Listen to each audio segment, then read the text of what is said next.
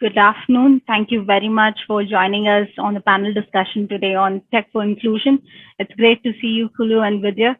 I'm really looking forward to have a very engaging conversation. For the rest of people who are actually watching us, let me introduce myself. My name is Surabhi Indra. I am part of the community. I'm representative of the community and the community herself.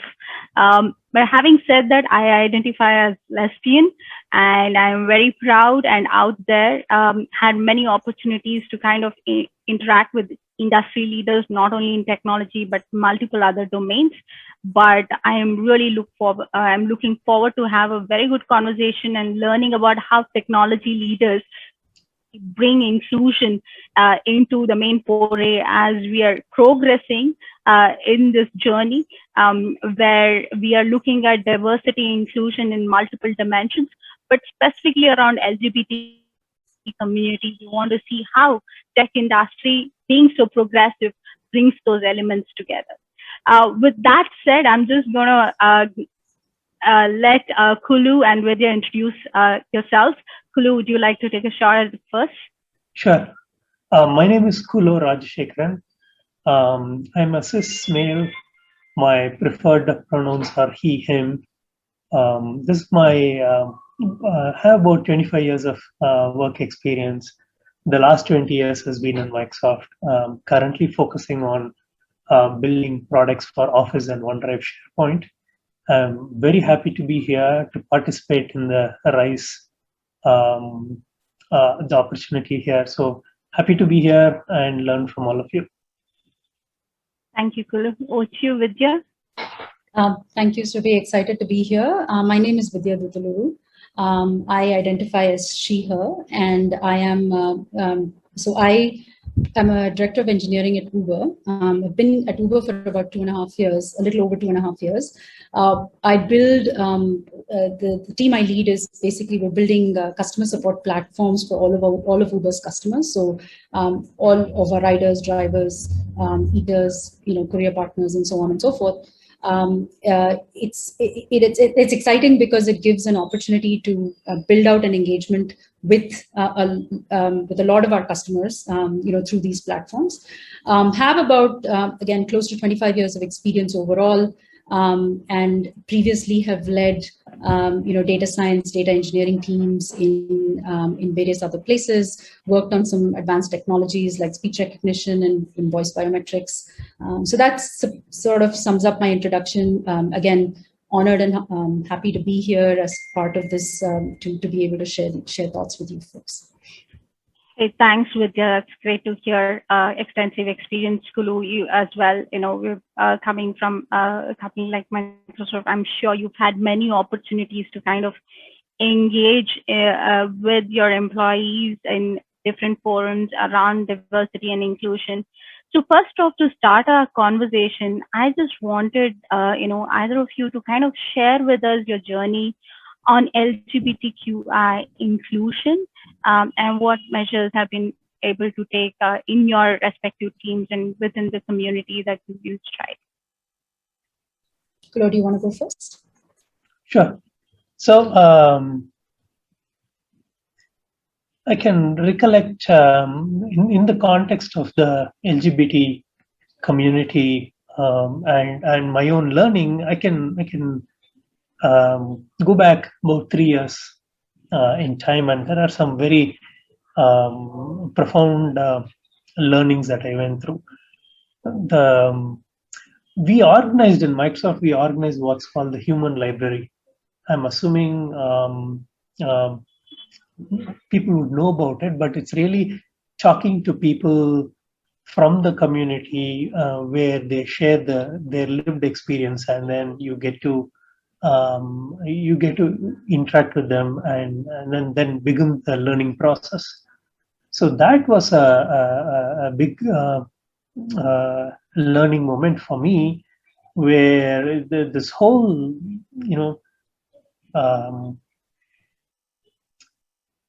what does it mean to go through these experiences, and how does it happen, when does it happen? It was just a mind-boggling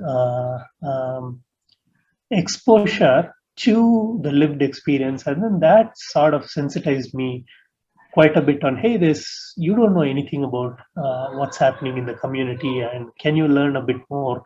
And then it started off from there, and I've been learning a lot by interacting with people in the community, understanding their struggles and what they go through. And there's been the journey still continues. It's been about 3-4 years. Plus also my own daughter, who's in the 11th grade, she talks to me about how people could be rude in the school environments around the topic of LGBT and how they interact with each other. So my daughter was another source of learning for me as I've continued to learn. So it's been about 3.5 years and continuing to learn. Hey, Kulu, thanks for sharing that story in terms of how you started to experience, through the human library. I think that's a great word. Probably we could use not just for the community here, but I think, human resources as such is a great source for any kind of a learning, which is great. So Vidya, I just want to come to you and probably ask you about your journey on the LGBTQI inclusion. Sure. Any thoughts around that? Yeah, thank you. I think broadly, right, in general, diversity and inclusion is kind of an ongoing experience, right? It's sort of an ongoing learning, which I have realized over the past several years. When I started out my career, so like even as a woman in a very tech industry, 25 years ago, there were not too many people in this space, right? Like there were people, but again, I picked up a very niche field, and I was mostly interacting. I mean, I don't think there were very many women that I worked with. Just even from being a woman, right? Like I think that kind of stood out. I don't think, though companies thought about it as much those days, I don't think it was a thing. And so I never really actively thought about it.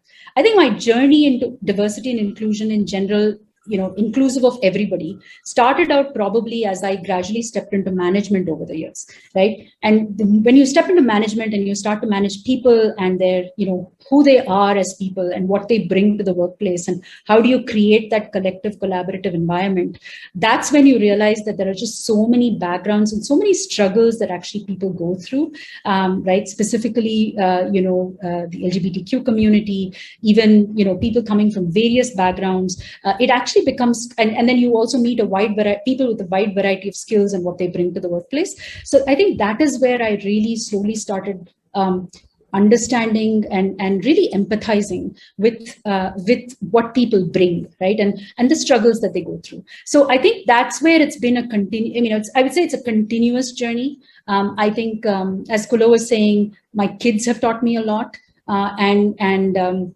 their perspective, and actually sometimes the fact that I realize through them that I might have some biases, which I have to actively address, right? So it's a pretty sort of, as you get into that journey and you start introspecting, one thing you actively realize is we all come with our own backgrounds and our own biases. Very simply, for example, our workplaces, I think, are actually built for extroverts, right? They're not built necessarily for introverts. And you can try, if you're an introvert, try as much as you want to become an extrovert. But the reality is you will still be faced with, you will still face challenges. That's not your strength, right? And I think something as simple as that, right? Like it's such a broad topic. And I think so many people bring so many backgrounds to it, that it's really a continuous experience. And I think it's intensified over the last 5 or 6 years as I've stepped into leading bigger teams, and then you realize even more, and that you need to create an inclusive workplace in very, very small ways. So it's actually been eye-opening and sometimes humbling, the whole journey. Vidya, that's so great to hear. The early part of your engagement with the technology domain. I think there were definitely not many women, and thanks for sharing that example as to how your journey evolved from that, from that humble beginning to where you are today, which is great. And I think many of us have opportunities to now learn from younger generation, like Kulu mentioned, learning from his daughter, and you learning from your children. I think this is really great. I think now we are coming to a place where we are more open in terms not only learning about different aspects and various backgrounds that people come from, and I think leadership actually provides a platform to kind of engage with people from different backgrounds. Now, I just want to kind of move this conversation after learning about your own journeys to a little bit interesting topic, right? Now, technology as such is a greatest equalizer. I think, technology industries today are more progressive, and I would probably say more accepting of the LGBTQI community. So in light of this, the question that I have for both of you is there an intersection of technology and the objective of diversity and inclusion initiatives? We'll have to probably look at it from two different perspectives. But I just wanted your thoughts on, if there is some kind of an intersection between technology and, D&I initiatives. Yeah, I mean, I can take it. I definitely think, I'd love to hear Kulo's views on it too, but I definitely think there is a huge intersection because in the technology space, there is constant innovation, right? And tech is actually becoming extremely prevalent in all our lives, like incredibly prevalent. Just the pandemic last year has created such an infusion of all kinds of technologies. Jobs that we traditionally thought were more, they were more traditional and you had to go to work are no longer, we've innovated in that space, right? So I think, and we've innovated because of the prevalence of technology, right? As an example, right, we're going to be building things over time that has to work for all of us, right? As it becomes more pervasive, as more people start using it, we've got to be building things that work. So I think D&I, so in some ways each feeds the other, right? So D&I, focus on D&I in workplaces, make sure that we have the talent, the diverse talent and the inclusive culture to be able to build these things that work for everyone. And in turn, the technology that we build makes the lives of all kinds of people simpler, makes it, and that way we configure it to everybody's needs, right? So it's a little bit of it's a circle that feeds each other. And so that's why I feel like there's a huge intersection. They go hand in hand. Hey, thanks, Vidya. Kulu, do you want to lean in on that? Yeah. Technology is amazing because it helps people achieve more, right? Even that's what we in Microsoft also say as the company mission: help people and organizations achieve more. And then if you look at who these people are in the real world thing, it's everybody with various, different backgrounds. You can't even begin to talk about that. What does diverse people mean? So I think technology is coming to make all of these people be successful, and people with all their abilities, the technology has to appeal for them. It has to be built in a particular way, otherwise it's not going to work. There's no point in technology serving one particular strata. And if you ask about how do you go about building these products, I think inclusion is at the heart of it. So there is no fun in having a diverse team, but you're not being inclusive. I don't know what it even means to have a diverse team, but it's not inclusive. Even in Microsoft, we say DIB, where B, we say the people should belong. They should feel completely at home, and that's when it gets interesting. So if you're gonna build a piece of technology and serve it and make it broadly applicable, there is no other way other than having a diverse set of people who are empowered to go build it. So, I mean, it's very, to me, it's very tightly interconnected, and it's all about inclusion being at the heart of the center of the culture of how people work together, whether it's technology or D&I initiatives. So it's Thanks, Kulu. I think you rightly said. I think innovation being very important and critical for the success of technology in the technology industry, and many companies kind of adopt that. I think inclusion being right and center of it is very critical. And thanks for sharing your thoughts here. This actually, leads me to think about, today we're quite innovative in terms of the products and solutions that we take to market. Maybe in terms of, developing some of these, products and designs in the spectrum of, let's say, costs and timelines, and taking some of these products faster to market. And there are many other competing factors which also kind of play at the same time. While in such scenarios, how does one really think of, fine-tuning those products or services, which also caters or tweaked in a fashion to be having inclusion fit in that? Any thoughts on that? I mean, any product design, solutions which basically, need to be delivered with inclusion at the centricity of all of this.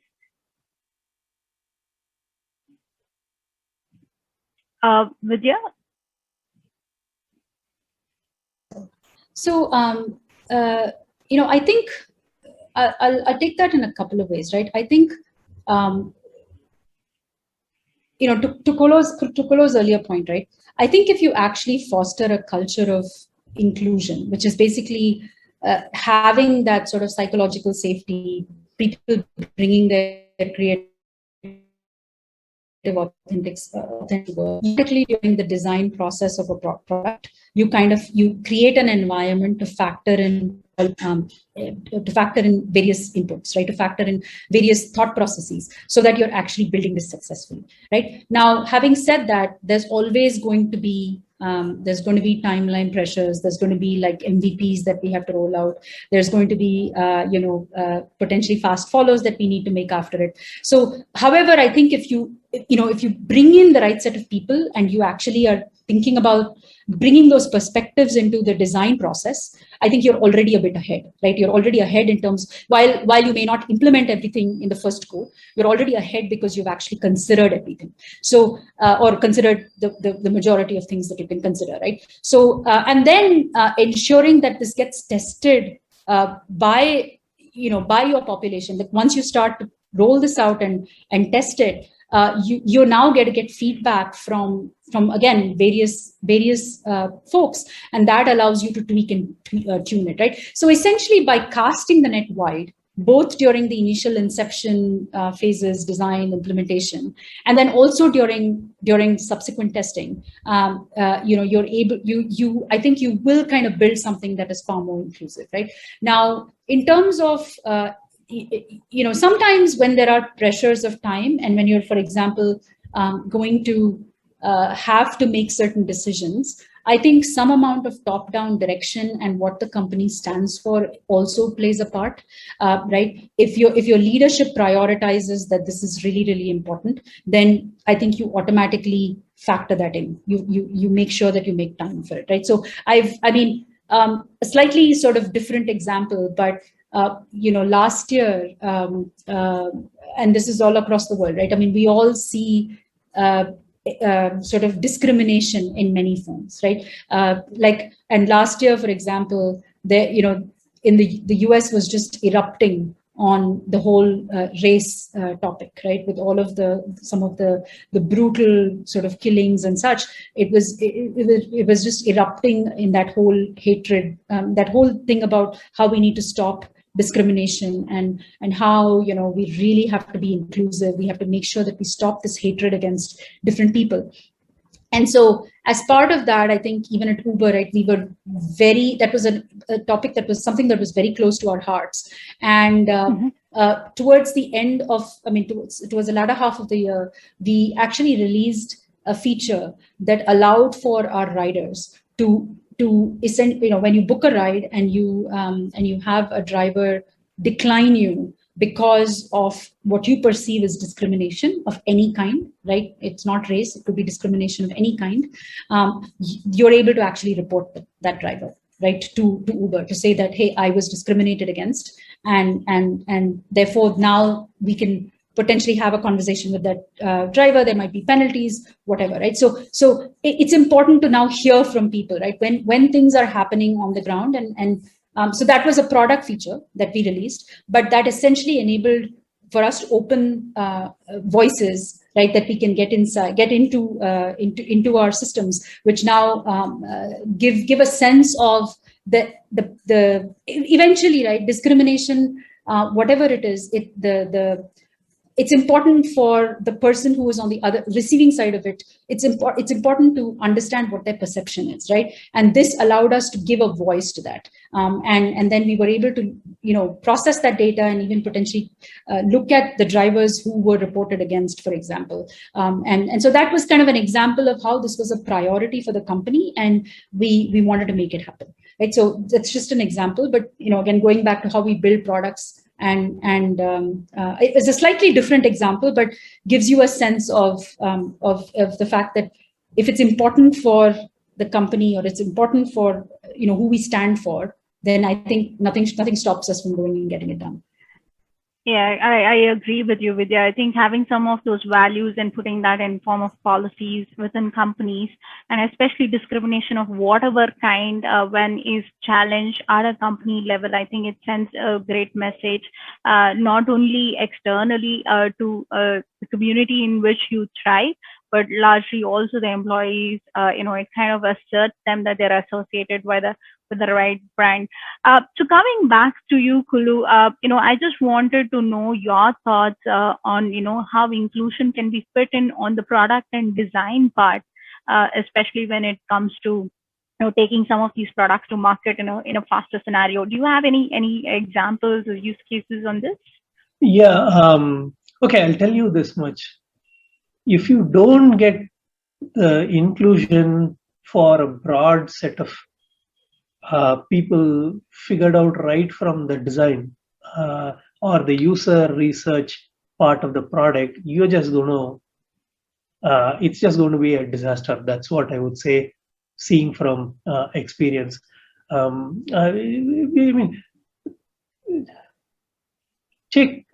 have had products designed by all male. And we have, when you take products like that and then try and make a very broad applicability to the whole world, whereas this cross-sectional set of people, it's just not possible for a model all-male designed products to work. Safety systems of the car is one example. Even we have had video cameras that track the people as they move, which has become popular. It didn't work for people with different colors. So it clearly the process of inclusive design, if it is compromised, it is going to affect the product very bad, and it has been proven again and again. It is showing up. And anytime we make the efforts to, for example, bring in accessibility, bring in voice, for example, people are not able to type. Even the act of speaking and going the extra mile to understand the local dialect where people can interact. Many examples of those, even color contrast. It makes the experience of the products far superior. So I think I've seen from experience that the compromised action on inclusion always impacts the customers. So at least inside Microsoft, we have a couple of things that are going well for us. One is Satya's been, I mean, all products have to be at a particular level of accessibility, and that's been one of Satya's mandates to the company, and people do a good job of it. Not only that, but also we are trying to see how to move forward from it. And I'm not claiming we are done a great job, but we are doing what we can to pay attention to inclusion and move the needle there. So that's one thing. And the second thing is, as we learn more, we'll become aware of how many more gaps there are. For example, let's say I'm a person who's visually challenged, right? If I have to look at a picture, how would the computer or the phone help me even visualize what's inside the picture? It's not enough if you just say, hey, here's a picture, here are a few colors, and here are a bit of some objects there. What does helping the user understand that even mean? So I think taking steps along those lines are examples of things that we are trying to do to move forward and learn in this direction. Hey, Kulu, I think that was a great example from you in terms of, giving us a perspective of how, a broader spectrum of people from different kind of background, physical abilities have to be able to be taken into consideration when, you're designing a product or service, which is great. I think some of the examples that you gave us to steps that you take at Microsoft seems to be, covering multiple aspects of, the newer way that we interact with customers, right? Which is interesting. And I just want to shape this conversation to a little more specific, since this is about the LGBT community as well. I just want to ask, maybe Kulu, I'm going to ask, how important is representation, right? Specifically when it comes to serving target users around the LGBTQI plus community. Does your team think of creating products and services which is targeted specifically around or for this community? So representation is important, and getting this knowledge, forget the team, I'll talk about me. Getting this knowledge into me has, I've been working on myself. It's me, the team, and collectively the product that we put it out. And like I said, even though my journey began 3-4 years back, specifically with the LGBT community, this whole notion of, hey, what are your unconscious biases, and what are the positive behaviors that you display, and what are the not so positive behaviors that I display? Am I becoming aware of it? I think it starts from there, and I've been working on myself, not just that, and also talking about it with the whole team. Either manager sync up or the all hands meetings, we talk about stories of, hey, where we have gone through these learning experiences, and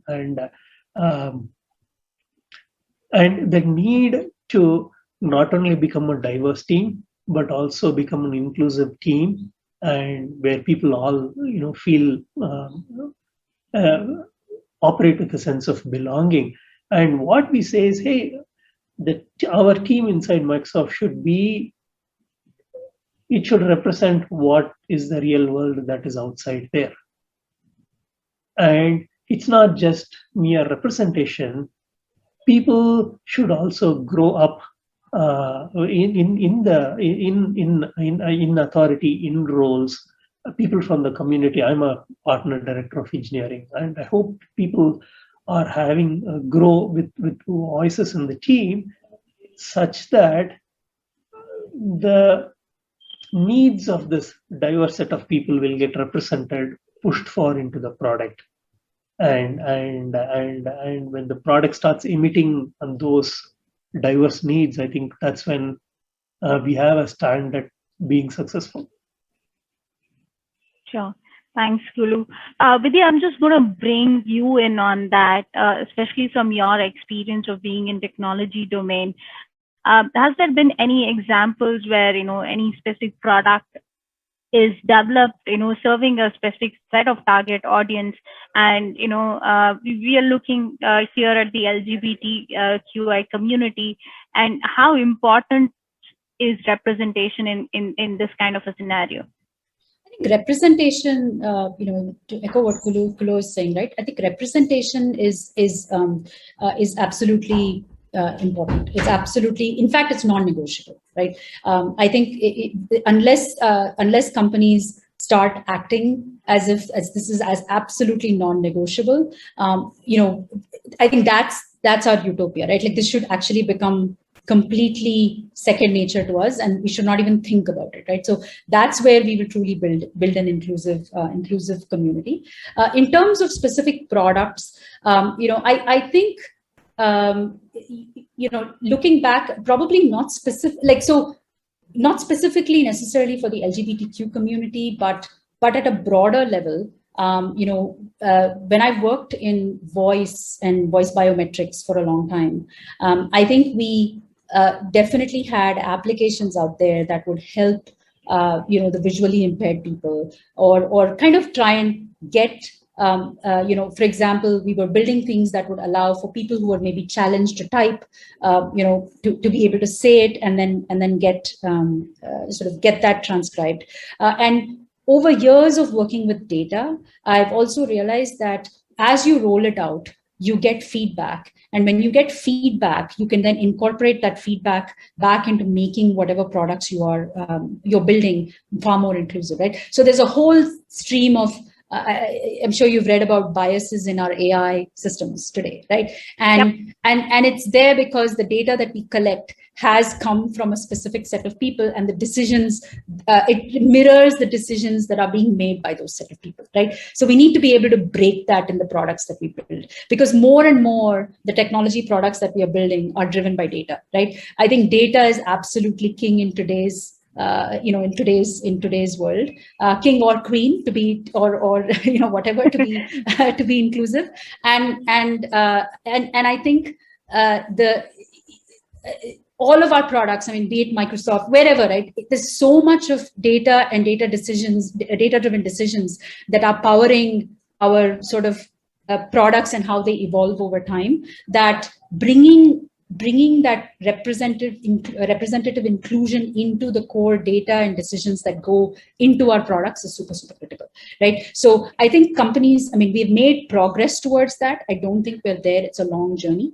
But again, bringing that culture of thinking about it, making sure that it's ingrained in our DNA to think about it in that manner becomes very, very important. Hey, Vidya, a great example with AI and your thought process. I think both kind of very well that representation is critical, and very clearly there is more that industries today can do in terms of bringing representation specifically from the LGBTI community in terms of contributing to service, which is targeted towards this community as well. So thanks very much for sharing your thoughts. Now, to both of you have extensive experience in the domain. You've been in leadership positions in various companies. I would like to really ask you for more from our listeners' standpoint, for diversity, inclusion, or HR heads. What is one action that they can take to make a positive difference in terms of leverage technology, especially in the world? Would you like to share some advice with the team here?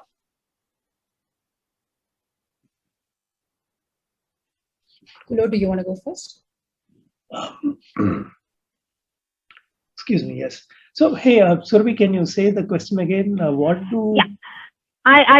question I asked you, Kulu, is like, with your extensive experience, do you have, any suggestions, particularly to, HR heads or D&I leaders one action that they can take to make a positive difference while leveraging technology in the digital world?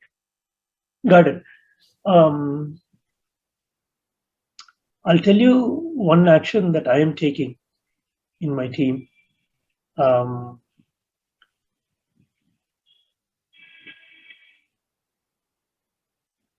think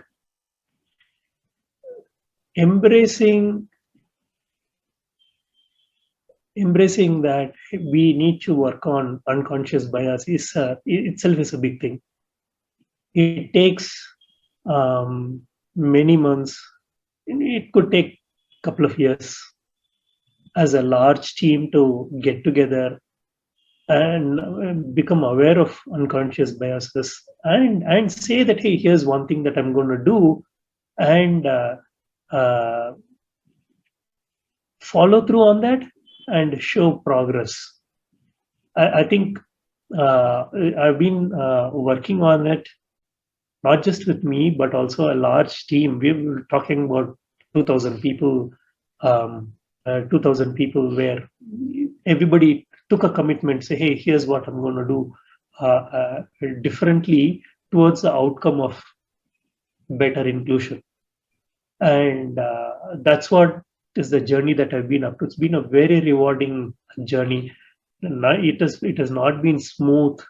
There's been a lot of discussions on why are you doing, what are you trying to achieve by this, and many conversations we have gone through. But that itself has been very rewarding, and I would double down on fundamentals like that and make sure that we become sensitized to what it means to be included and be aware of the micro behaviors and then the positive behaviors. And I'll start from there. Thanks, Kulu, for sharing your thoughts on unconscious bias is one area which is fundamental for everybody to consider. Vidya, I want to bring in you and would like you to share your thoughts and some advice that you could give to our listeners. Yeah, I mean, I think the advice is that if we all believe that. And I think we should, if we all believe that in creating an inclusive culture, which is truly representative of the, like a microcosm of what's outside, if we truly believe that that's, and it's not about even belief. I think it's proven that that's far more successful than any other way of doing it. I would say it's going to be a long journey, right? And it is, we all are making progress. I think everybody I work with, every person I work with, every meeting like this that I attend, every time I talk to people who are on a similar journey and what we learn, I think you realize that it's really a long journey. So I would say, as leaders, we should, as we embrace that, rather than looking for, I think progress is made over time, and sometimes the progress is not measurable necessarily over a short period of time. So I would only say that let's not try and constantly measure progress. Let's make sure that we are all in this together, and we take the effort and the time to build that culture, rather than typically, right, you can get into this product delivery mindset of rolling things out quickly, and same way we expect quick returns. Quick returns are not going to come. I think it's going to be a long journey. And so the one thing I'd say is be patient, right? And take concrete steps to be able to get us to the end, recognizing that there will be setbacks and recognizing that progress may not always be measurable, right? So that's one thing I'd say. Hey, Vidya, that's a great message out to all our listeners. I think, patience and perseverance is always paid well. Having said that, I think, we've had a very engaging conversation with both of you.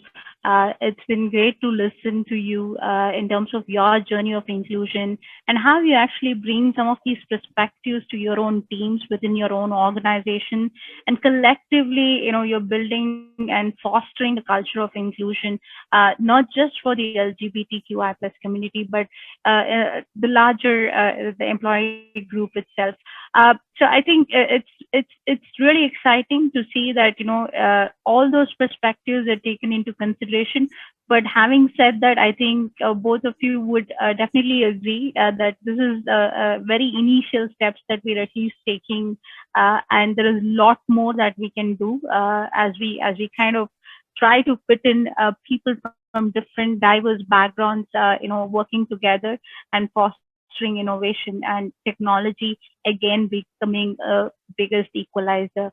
So thank you very much for sharing your thoughts. It was very interesting listening to you and getting your perspectives. Thank you. Thank you, Surabhi, and thank you, �々. I've learned a lot from this discussion. Again, honored to be part of this, and thank you so much. Thank you, Vidya, and thank you, Surabhi. Really appreciate having me over. And while we are here, I will take a commitment to continue working on me and making a better version of me. Yes. Thank you.